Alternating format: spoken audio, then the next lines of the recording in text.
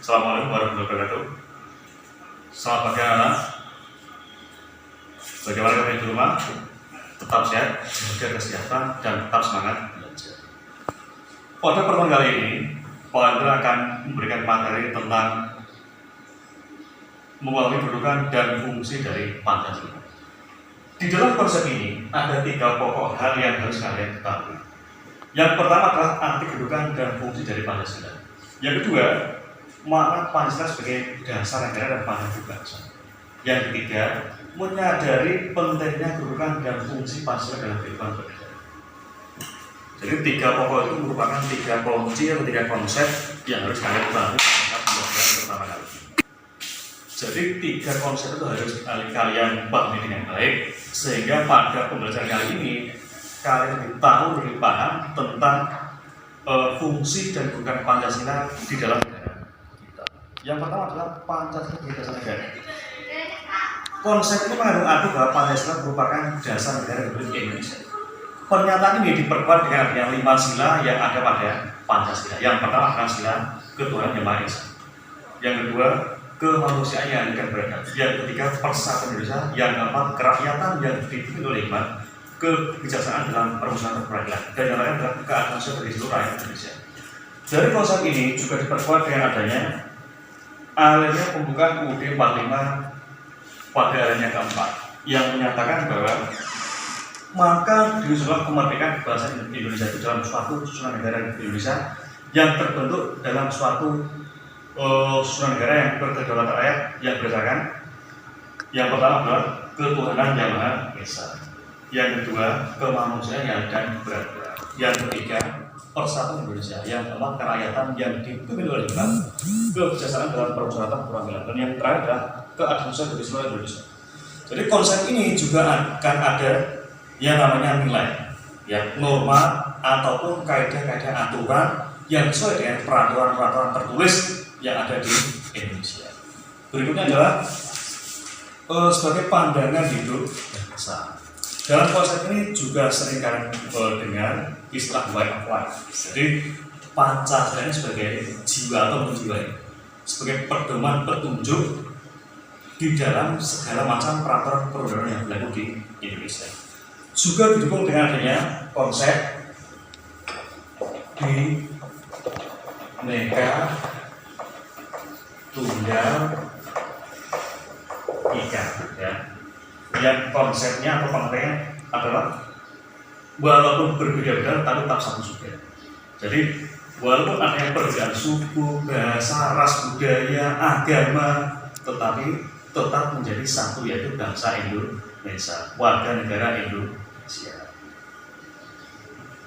Lalu berikutnya, Pancasila sebagai sumber dari segala sumber yang berlaku mengandung arti bahwa merupakan tata tertib hukum ataupun sumber dari peraturan-peraturan perundangan yang berlaku di Indonesia.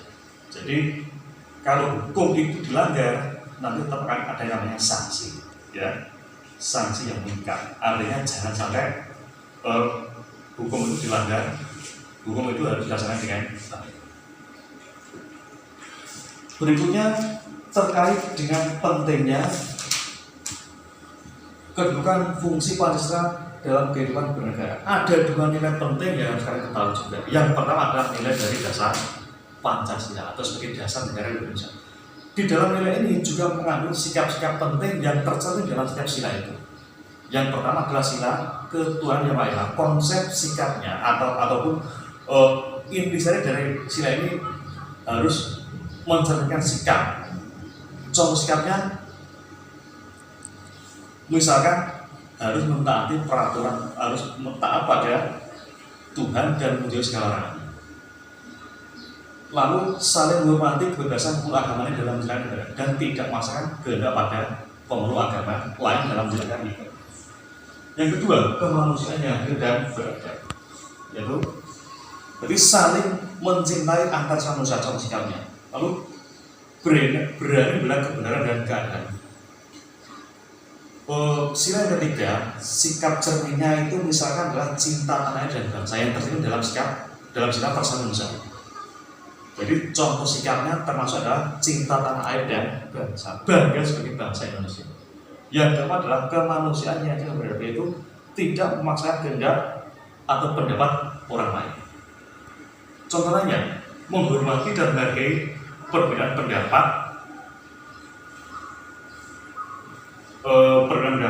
yang berbeda. Artinya walaupun pendapat itu berbeda, kita saling menghormati dan menghargai. Lalu terhadap sikap keadilan sosial bagi seluruh Indonesia. Contoh sikap yang terakhir adalah bersikap adil, yang bersikap adil. Yang lainnya apa? Melaksanakan gotong royong bersama-sama. Itu merupakan wujud dari sila kelima. Lalu apalagi suka beri pertolongan pada orang lain, tidak merendahkan dalam memberikan pertolongan pada orang lain. Berikutnya ada nilai-nilai dari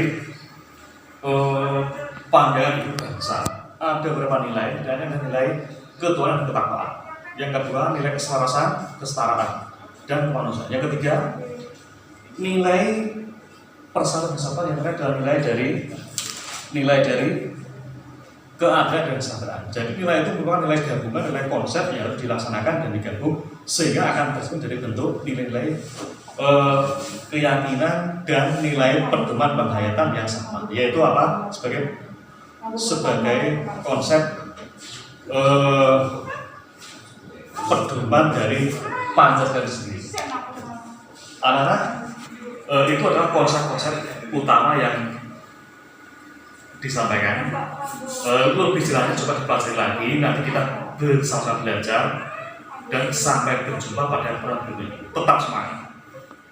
Terima kasih. Assalamualaikum warahmatullahi wabarakatuh.